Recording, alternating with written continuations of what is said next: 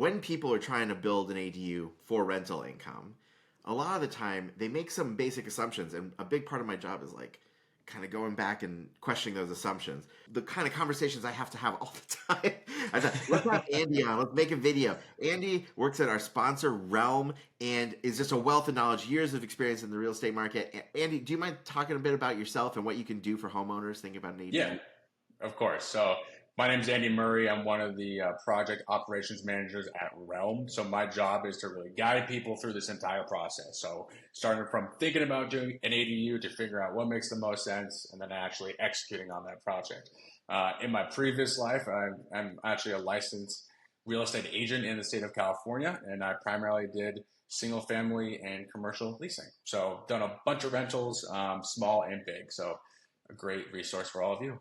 You've been down this road. All right. Thank you very much. A lot of the time, people think that this is an intuitive topic, right? They're like, I should build the biggest ADU I can. I'm going to do 1,200 square feet, 4 bedrooms. And, Yeah, of course. and then they say, and I want to rent it to traveling nurses. And I'm like, well, what? And so what are some of the unintuitive things that you see, like those kinds of decisions people make? Yeah, well, I think you kind of hit it right there, right? It's when you're thinking about what you want to build, you want to think about the kind of person you want to attract, right? Now, state of California, if you get a qualified person that meets all your criteria, you have to offer a lease to them. But the kinds of people that you're going to attract depends on how big your unit is and what sort of finishes it has and what sort of features it has, right? So if you want that traveling nurse, a studio, smaller unit probably makes more sense. If you want a family that's going to be there long term, you want a bigger unit, maybe a backyard, fenced off, make it private.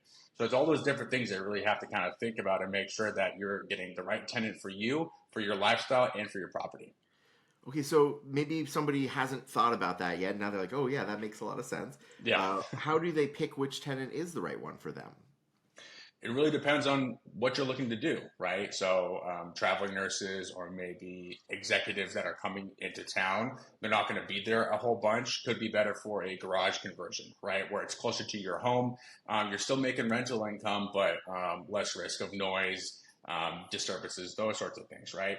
If you want this to really be a multi-unit investment property, then maybe doing something bigger, have it detached from your home. You really want to look at when you're about to spend $100,000, $200,000 plus, what's your long-term vision for this property? Do you want to move into the garage conversion at some point, then rent out the main home? Do you want to leave the property entirely, go travel, do whatever you want, and just be able to take in rental income? So we really want to approach this from a long-term outlook. Yeah. Okay. So let's say somebody starts imagining things and they've got, okay, yeah, I want to do this. I want to be here. I want this kind of tenant. What are the first steps that they need to take after that? How do they think about that more? Right. So, I mean, first things first is you want to take a look at what available space you have on your property, right? So, what makes the most sense for you? Now, obviously, building bigger means more rental income. Generally means the more bedrooms you have, the more bathrooms you have, the more rent you're going to be able to take in. But you want to make sure that that makes sense for your property, right? If you have let's say a 5,000 square foot lot and you want to build a 1,200 square foot ADU in your backyard, probably means you're not going to have much backyard left over.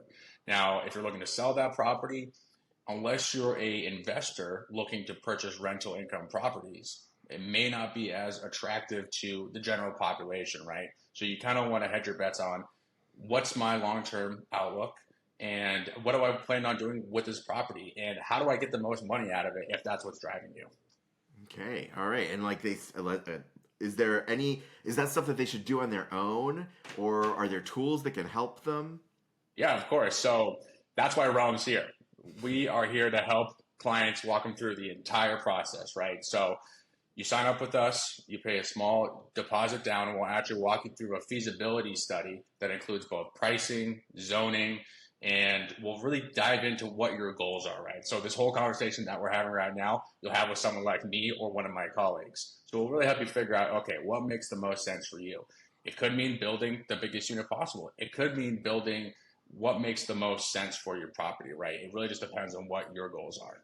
Yeah. And is that feasibility study, that's all, and like this whole conversation, that's included in the Get It Done and those packages that we're usually talking about?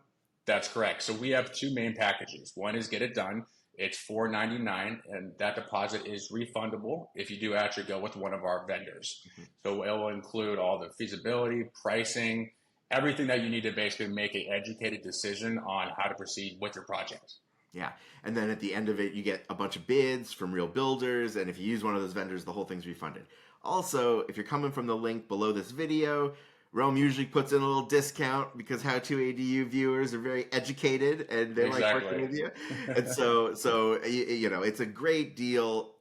Even just the bids is usually what I harp on because it takes so much time to get 3 bids from qualified builders. But if you're also kind of doing the baby steps of a rental investment and you don't know exactly what you're doing, having somebody guide you through that process is worth its weight in gold. That's ridiculous that it's kind of just included in that. So that's very cool. And then if somebody wants to talk to you more before committing to that, or if they just want to do a little bit of free research, are there any tools you'd recommend? One of the most important things that I always recommend to any client is figure out, okay, how much rent can I actually get, right? And so there's lots of free online tools. Obviously, Zillow is a great one. You want to get a sense of, can I actually make good money if that's what's driving you, right? You want to see a good return on investment. So that's a good way to start is just look, how is my rental market doing? That's also something that we include in our Get It Done package as well. So if that was something that you wanted even more in-depth analysis on, Realm is happy to provide that. Yeah. Okay. So a lot of the time people are going to watch that and you're like, do I really need help? Like, can I just walk through this on my own? A common example I get on the phone all the time is people say like, when I say, what's your goal with this rental property? They just go ROI, like, Right. and that's kind of like they think that explains a lot more than it does to me. And I start saying, great, but are you thinking about you already have access to a ton of cash, like sitting in a mattress, and you're trying to deploy that? Or are you borrowing money and trying to get a return on that? Do you have other investments that you're comparing this to? What about the time it takes? Like, Right. does it make a difference to you if you spend 2 years, but then it's going to have a great ROI? Or do you want to start cash flowing like 9 months from now? So, can you talk about some of those nuances and where you're going to guide that conversation with people? Right. So one of the biggest things that we look at when we're building an ADU is actually the impact it has on property value, right? So building an ADU right now, it's probably the easiest time to do it ever, and it's a great way to really boost your property value. So we'll look at that from a rental income perspective as well to see how much is this going to cost, how is that factor in with our potential rent, and then relative to the property value. So the goal is generally to get the strongest ROI possible. But having said that too, just like you touched upon, we want to also keep in mind all these X factors as well, right? So how long it's going to take to build, but also one of the biggest things and one of the biggest mistakes that I see people is the vacancy period, right? So there's a big idea about, okay, I want to build as many bedrooms as possible, right? More bedrooms, more heads, more rent. The issue is that a lot of times you don't have a whole lot of room to build these things. So what you have to do is be really mindful of building a unit that is appeasing to as many people as possible. So while I can maybe squeeze in 2 bedrooms into a 600 square foot unit, it's not going to be that appealing to people because the bedrooms are going to be tiny, right? People want to live in a nice unit, particularly with detached units. Mhm. They're, I would say, more similar to a single family home, right? So people are looking for amenities and features that are closer to a single family home. If they want to live in an apartment, they probably go to a apartment building. So we Mhm. have to keep all those things in mind when we're building a unit to make it as appealing as possible to as many people as possible. So we don't have a large vacancy period because once you sat for a month, it probably means that your rent's too high and that you've lost 1 month of rent. Plus, you're going to have to lower that rent anyway. Mhm. And that's again when we talk about this with people, they're like, Ryan, you spend all your time talking about how the housing market is like ridiculously on fire. It's hard to find Yeah, housing. What do you mean there's vacancy? And so especially if they're living on the property still, right. it's like you're gonna want to interview tenants, and you're gonna need to follow all these strict rules, and then you're gonna need to pick the right person for that property. You're not just gonna take the first applicant that comes in without a credit check just because they have some cash in their pocket, right? Can you Right. talk about some of that process that new landlords aren't used to, new housing providers have never done before? Yeah. I mean, it's a pretty stringent process, right? So first of all, you have to meet with all these people, and you want to meet with a good selection of people, as many as you can, really. Um, my old rule of thumb is that if you're not getting at least three interested parties a day, you're probably not at the right price, right? So you have to keep track of all that, get those meetings set up. The meetings could take 30 minutes, it could take an hour, really depends on that client. Some people come in with measuring tapes, right? And they're already mapping out where their beds are going to go and all their furniture. Some people may not show up as well. That's very, very common when you're showing properties. So that process in and of itself can take a couple of weeks. You then, if you're doing this properly, like you said, we need to get a credit check.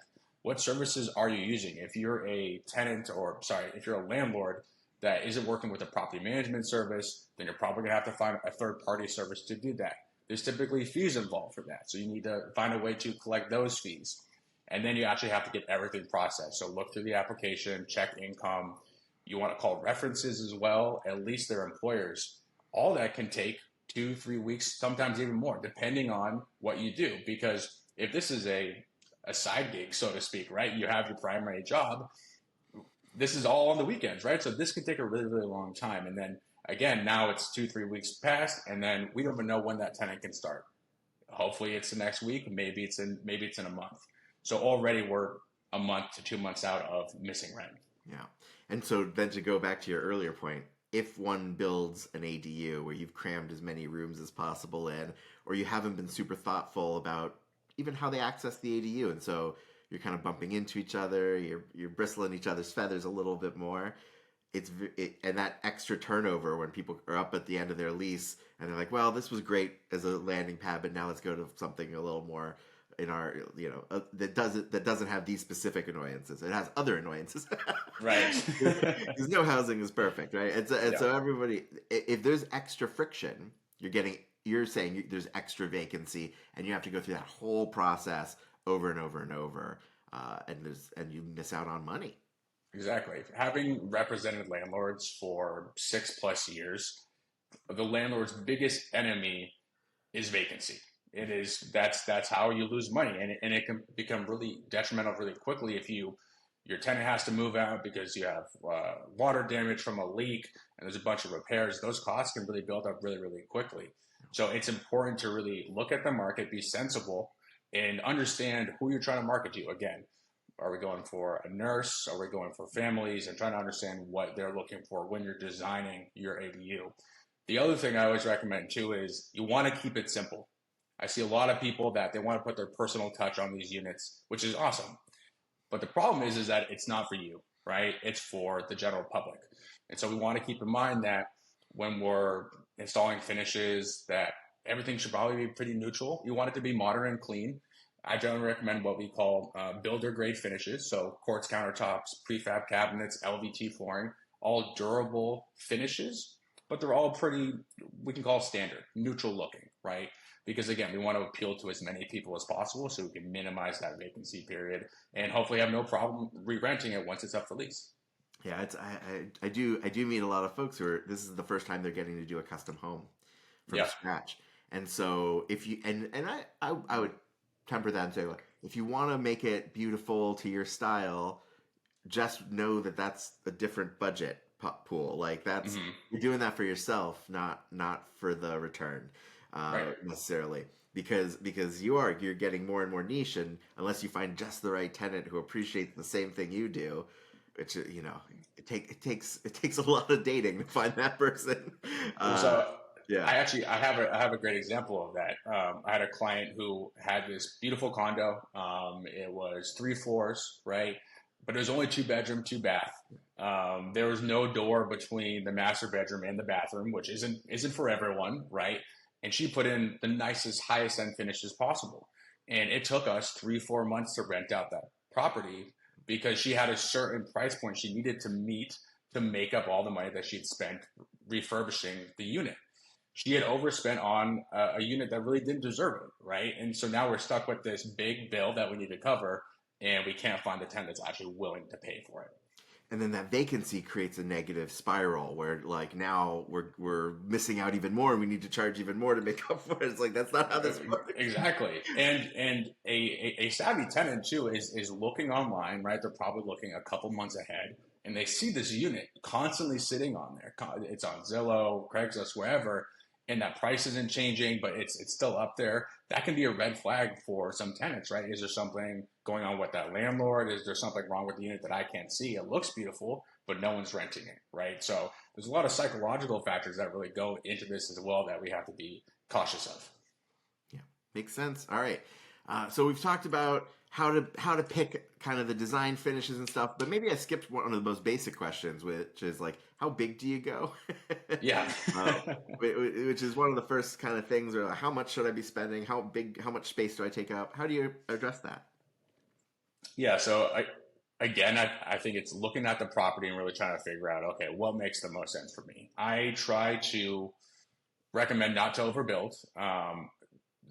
Obviously, I think the most important thing and how big you can go is what your budget is, right? If we're doing this purely on cash, or are we going to pull out equity? Did you buy the property recently? Then we probably don't have a lot of equity to pull out. But the key thing is you want to, again, look at it long term and really figure out what am I going to do with this property? Is it going to be, can I split it into 2 separate units? Can I fence off the back and then create 2 separate entrances, exits, whatnot? Then doing a detached probably makes sense. If I'm tighter on budget and I don't really have a big backyard, then maybe doing a garage conversion is a better option. So it really, really depends on the layout of your property coupled with budget. Yeah.